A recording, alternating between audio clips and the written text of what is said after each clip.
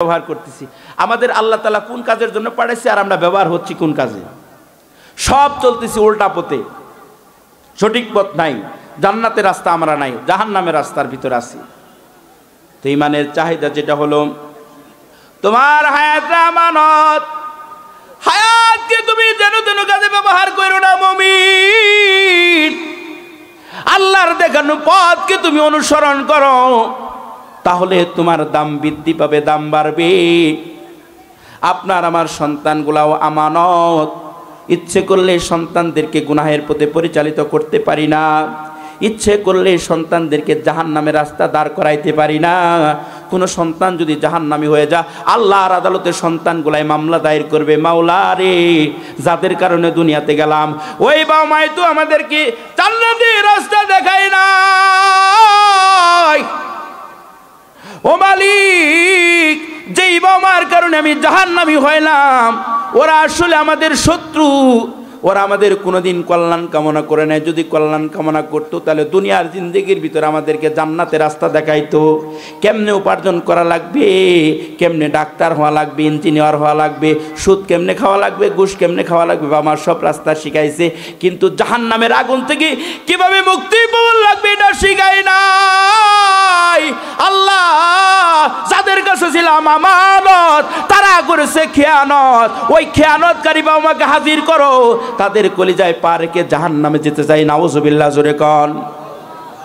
নিজের সন্তানগুলো আল্লাহর আদালতে এমন কথা বলবে, আর সন্তান যদি নেককার হয়ে যা, পরহেজগার হয়ে যা, আপনি আমি কবরে চলে যাব, সন্তান একটা তেলাওয়াত করবে, সূরা ফাতিহা পড়বে, সূরা ইখলাস পড়বে, রুকু দিবে, সাজদা দিবে, প্রত্যেকটা সওয়াবের একটা অংশ আল্লাহ তাআলা বাবা মার কবরে হাজির করে দিবে। অর্থাৎ সন্তান নেক আমল করবে, নেকের একটা অংশ আল্লাহ দিবে কবরে। এটা সবের সিলসিলা কিয়ামত পর্যন্ত সদকায়ে জারি। আর কি এটা জারি যে হবে, এটা বন্ধ হবে না। সন্তান যতদিন দুনিয়াতে বাইসে থাকবে, যত নেক আমল করবে, নেকের অংশ আল্লাহ তাআলা আমার কবরে দিবে। সুবহানাল্লাহ, জোরে কোন। আমানতদার সন্তান যদি আপনি তৈরি করে যাইতে পারেন। আল্লামা ফখরুদ্দিন রাজি রহমতুল্লাহ আলাইহি তার বিখ্যাত তাফসির গ্রন্থ তাফসিরে কাবিরের ভিতরে একটা আশ্চর্য ধরনের কথা উল্লেখ করছেন, যে নেক সন্তান বাবা মার জন্য কি পরিমাণ কল্যাণকর। মুসা আলাইহিস সালাতু ওয়াস সালাম একদিন যাচ্ছে একটা জায়গাকে কেন্দ্র করে, তার একটা গুরুত্বপূর্ণ কাজ আছে, কিন্তু রাস্তার মাঝখানে একটা পড়ছে গুরুস্থান। তাকায় দেখে একটা কবরের ভিতরে ধাউ ধাউ করে আগুন জ্বলতেছে। বুঝবার বাকি নাই, লোকটা গুনাহগার হওয়ার কারণে, পাপী হওয়ার কারণে আল্লাহ কবরের ভিতরে আগুনটা জ্বালায় রাখছে। তো তিনি এই মন্তব্য করে চলে গেছেন। কাজ শেষ করে বিকালবেলা আবার ওই রাস্তা দিয়ে আসতেছিল। ঠিক সকালবেলা যেই কবরে যেই লাশটা দেখছে, যে কবরের ভিতরে ধাউ ধাউ করে আগুন চলতেছে, কিন্তু বিকালবেলা চিত্র পুরো পরিবর্তন দেখতেছে। সকালবেলা যেই কবরে দেখছে আগুন, বিকালবেলা ওই কবরে আগুন নাই। আমার আল্লাহ ওই কবরকে জান্নাতের বাগান বানাই দিছে। মুসা আলাইহিস সালাম তো বড় তাজ্জুব হয়ে গেলেন, আশ্চর্য হয়ে গেলেন। আল্লাহর কাছে ডাক দিয়ে বলেন, আল্লাহ বুঝলাম না, সকালবেলা যেই কবরে দেখলাম আগুন, বিকালবেলা কি এমন আমল করলো যার কারণে তুমি তার কবরটারে জান্নাত বানাইলা। অথচ শরীয়ত বলে জামাতাল ইনসানু ইনকাতা আনহু আমালুহু, মানুষ মারা গেলে আমল একবারে ইনকিতা হয়ে যা, বন্ধ হয়ে যা, আমল তো তার জারি থাকে না। তাহলে সে কেমন করে জান্নাতের মালিক হইল? আল্লাহ ডাক দিয়ে বলেন, মুসা রে, এই লোকটারে জান্নাত দেওয়ার একটা কারণ আছে, রহস্য আছে। কি কারণ? লোকটা ছিল বড় গুনাহগার, পাপিষ্ঠ। মৃত্যুর আগ মুহূর্তে ডাক দিয়ে বলে, বিবি রে, গুনাহগার হইয়া, পাপী হইয়া, জাহান্নামী হইয়া মারা যাইতেছি।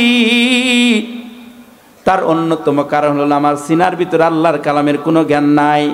যাদের জ্ঞান আছে তাদের সাথে আমার কোনো সম্পর্ক নাই। আজকে আমি জাহান্নামী হইয়া, পাপী হইয়া মৃত্যুবরণ করতেছি, কেমন করে আমি কবরের ভিতরে থাকবো? আমার আল্লাহ ওই কথাটাও কালামে বলেছেন, ইয়া আইয়ুহাল্লাযীনা আমানুত্তাকুল্লাহা হাক্কা তুকাতিহি ওয়া লা তামুতুন্না ইল্লা ওয়া আনতুম মুসলিমুন। এই মুমিনের দলেরা রে, তোমরা আমি আল্লাহকে ভয় করার মতো ভয় করো। খবরদার, খবরদার, খাঁটি মুসলমান না হইয়া, খাঁটি মুসলমান না হয়ে কবরে তোমরা আইসো না। কারণ কবরটা বড় ভয়ঙ্কর জায়গা, ওই কবরের ভিতরে তোমরা থাকতে পারবা না। খাঁটি মুসলমান হওয়া সারা কবরে গেলে কবর তোমার ছাড় দিবে না, ওই জায়গায় থাকার জায়গা ন, ওটা শুধু মুমিন মুসলমানদের, খাঁটি মুসলমানদের জায়গা। আর খাঁটি মুসলমান যারা আছে, সারা যারা আছে, তাদের জন্য হবে একটা ভয়ানক পরিবেশ, ওটা তোমরা সহ্য করতে পারবা না। এবার ওই লোকটা বড় আফসোস করতেছে, ও বিবি, আমি জাহান্নামী হইয়া মৃত্যুবরণ করতেছি, তবে তোমার কাছে একটা ওসিয়ত করে যাই, তোমার পেটে যে আমার বাচ্চাটা আছে, কথা দাও আমার সন্তানটাকে আমার মতো গুনাহগার বানাবা না, পাপিষ্ট বানাবা না, জাহান্নামী বানাবা না, কথা দাও সন্তানটারে তুমি আল্লাহর কালামের শিক্ষা দিবা। বিধবা মহিলাটা স্বামীকে বুঝাইতেছে, আপনি জীবিত থাকলে কাজটা আপনি করবেন, আর যদি মারা যান তাহলে আমি আপনার দায়িত্বটা পালন করব, আমি আপনার সন্তানটাকে আল্লাহর কালামের শিক্ষা দেব। ও মুসা, লোকটা মারা গেল, তার গুনাহের কারণে, পাপের কারণে আমি কবরের ভিতরে আগুনটা জ্বালায় রাখলাম, দীর্ঘদিন পর্যন্ত আগুন জ্বলতেই থাকলো, 7-8টা বছর ওই লোকের কবরে আগুন জ্বলতেই থাকলো। কিন্তু আজকে জানো কি হয়েছে? এই বাবা, কেন তোমার সন্তানটাকে আল্লাহর কালামের শিক্ষা তুমি দিবা?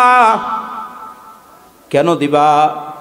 এই যে দেখেন আল্লাহ তাআলা কি পরিমাণ ফজিলত তারে দান করছে।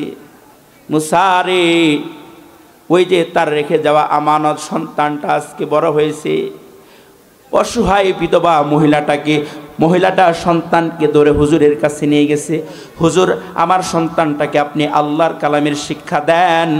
নির্দেশ পাইয়া হুজুর এই ছোট্ট নাবালেক বাচ্চাকে সবক দেওয়া শুরু করলেন। প্রথম সবক দিলেন বিসমিল্লাহির রহমানির রহিম। এই সবকটা যখন দেওয়া শুরু করেছে, কয়েকবার বলার পর এই ছোট্ট নাবালেক বাচ্চার জবানে বিসমিল্লাহর আওয়াজ বাইর হইছে। ছোট্ট নাবালেক বাচ্চাটা যখন বিসমিল্লাহ বলেছে, আমার আল্লাহর কুদরতি আত্মার ভিতরে জোশ লাগা গেছে। আল্লাহ সঙ্গে সঙ্গে ফেরেশতাদেরকে ডাক দিয়ে বলেন, ফেরেশতারা রে, এই ছোট্ট নাবালেক বাচ্চা আমাকে রহমান বলল, রহিম বলল, আমি রহমান হইয়া রহিম হইয়া কেমন করে তার বাবার কবরে আগুনটা জ্বালায় রাখি?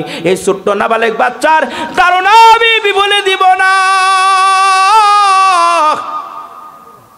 ও ফেরেশতারা রে, যদিও তার বাবাটা বড় গুনাহগার, কিন্তু এই ছোট্ট নাবালেক বাচ্চার বিসমিল্লাহর খাতিরে আমি আল্লাহ তার বাবার কবর থেকে আগুনটা সরাইয়া, আমি আল্লাহ তার বাবার কবরটাকে জান্নাতের বাগান বানায়া দিলাম। আর একটু জোরে বলা যাবে কি সুবহানাল্লাহ? ও মুমিন, আল্লাহর দেওয়া আমানত সন্তানগুলাকে যদি আমানত রক্ষা করতে পারেন, আপনার দাম এত বেড়ে যাবে। হাদিসের ভিতরে তার বড় সুসংবাদ দিয়েছে আল্লাহর নবী, কোনো বাবা যদি তার কলিজার টুকরা সন্তানটাকে কোরআনের হাফেজ বানায় ফেলা, আর কোরআনের হাফেজটা যদি হালালকে হালাল, হারামকে হারাম মেনে তার জীবনটা অতিবাহিত করতে পারে, এই সন্তানটা যখন মারা যাবে আল্লাহ বলবেন তুমি জান্নাতে চলে যাও। জান্নাতে দৌড়াইতে থাকবে, জাহান্নামে খুঁজ দিবে, খুঁজে নিয়ে দেখবে আপনজনেরা জাহান্নামে। আল্লাহর কাছে আবদার করে, মালিক আপনজনেরা জাহান্নামে আছে। আল্লাহ বলবেন যাও যাও, যেই বাবা মা দাদা দাদি নানা নানির ওসিলায় তুমি কোরআনের হাফেজ হইছো, তোমাকে পারমিশন দিলাম কমসে কম 10 জন জাহান্নামী। কেমন জাহান্নামী? কাদ ওয়াজাবাত লাহুন নার, যাদের উপর জাহান্নাম একেবারে ওয়াজিব হয়ে গেছে, এরকম 10 জন জাহান্নামীকে তুলে তুমি জান্নাতের মেহমান বানায়া দাও। अरे आकिल लहू गाफिल, तुझे दुनिया से जाना है कि एक दिन अपना मुंह को खुदा को भी दिखाना है, कि एक दिन अपना मुंह को खुदा को भी दिखाना है। यहाँ हम सब मुसाफिर हैं, वही आखिर ठिकाना, कोई आगे रवाना है, कोई पीछे रवाना, कोई आगे रवाना है, कोई पीछे रवाना। आवाज করে বলা যাবে কি আল্লাহু আকবার? তাহলে নেক্সট সন্তান আপনার আমার দরকার আছে না নাই? বলেন। স্কুল কলেজে ভর্তি করাই দিছেন, দিছেন আলহামদুলিল্লাহ, কিছু করার নাই। অন্তত ওই বড় বড় সন্তানগুলাকে কোরআনের শিক্ষাটা দেন। অন্তত আপনার সন্তানটা নাস্তিক হবে না, নবীকে গালি দিবে না, কোরআনকে অবমাননা করবে না, আল্লাহকে গালি দিবে না। এখন তো অনেক ভার্সিটির পোলাপানারা নাস্তিক হয়ে যাচ্ছে, কোরআনকে অবমাননা করতেছে। কিসের কারণে? ওই যে সিনার ভিতরে অন্ধকার, অন্ধকার। আর কোরআনের জ্ঞানটা হলো কিতাবুন আনজালনাহু ইলাইকা লিতুখরিজান নাসা মিনাজ যুলুমাতি ইলান নূর। যার কোরআনের জ্ঞান আছে তার অন্তরটা হলো আলোকিত, আলো। আলোর ভিতরে তো অন্ধকার ঢুকবেই না। আলোকিত অন্তরে অন্ধকার আসতে পারে? এই যেখানে এতগুলো লাইট আছে, অন্ধকার আছে? কারণ অন্ধকার চলে গেছে লাইটের কারণে। ঠিক অনুরূপভাবে যার সিনার ভিতরে কোরআনের জ্ঞান আছে, ওর ভিতরে তো সুদ, ঘুষ, হারাম, অন্যায় থাকতেই পারে না। এমনি সে সংশোধন হয়ে যাবে। আলো থাকলে অন্ধকার স্থান পাবে কেমনে? সুযোগ নাই। এই জন্য বাবা, আল্লাহর দেওয়া আমানত, আল্লাহর দেওয়া সন্তানগুলো আমানত, খেয়ানত করেন না। সন্তানগুলাকে ভালো কাজে দেন, সন্তানগুলাকে নামাজি বানান। একদিনে তো বললেন না যে সন্তানগুলা একদিন বলে, এই বাবা চল ফজরের নামাজটা তোরে পড়াই। বয়স হয়ে গেছে 40, কই এখনো নামাজের বয়সই হয় নাই। আল্লাহই ভালো জানে নামাজের বয়স আর সন্তানের কতদিন পরে হবে। রাসূল বলছেন 10 বছর বয়স থেকে নামাজ যদি না পড়ে প্রহার করার জন্য। 40 বছর বয়স হয়ে গেছে, বাবা বলতেছে এখনো তোর নামাজের বয়সই হয় নাই। 30 বছর বয়স হয়ে এখনো রোজার বয়স হয় নাই। এই যে একটা চিন্তা চেতনা, অথচ নিজেকে মুসলমানই দাবি করে, সাধারণ মুসলমান না, পাক্কা মুমিন দাবি করে। হুজুরে করেছে, হুজুরে করেছে, ইমান আমার আরো শক্তিশালী। মানে এমনভাবে সে প্রকাশ করে মনে হয় তার চেয়ে বুজুর্গ, তার চেয়ে আল্লাহওয়ালা, তাহাজ্জুদ গুজার বাংলার জমিন আর একজনও নাই। এই হলো আমাদের হালত। নিজেকে বড়ত্ব, নিজেকে জাহির করা আমাদের উদ্দেশ্য। এটা উদ্দেশ্য না ভাই। কয়দিন দুনিয়াতে থাকবো? অহংকার থাকবে, মাটির সাথে সব চুরমার হয়ে যাবে, মাটির মুখে পড়ার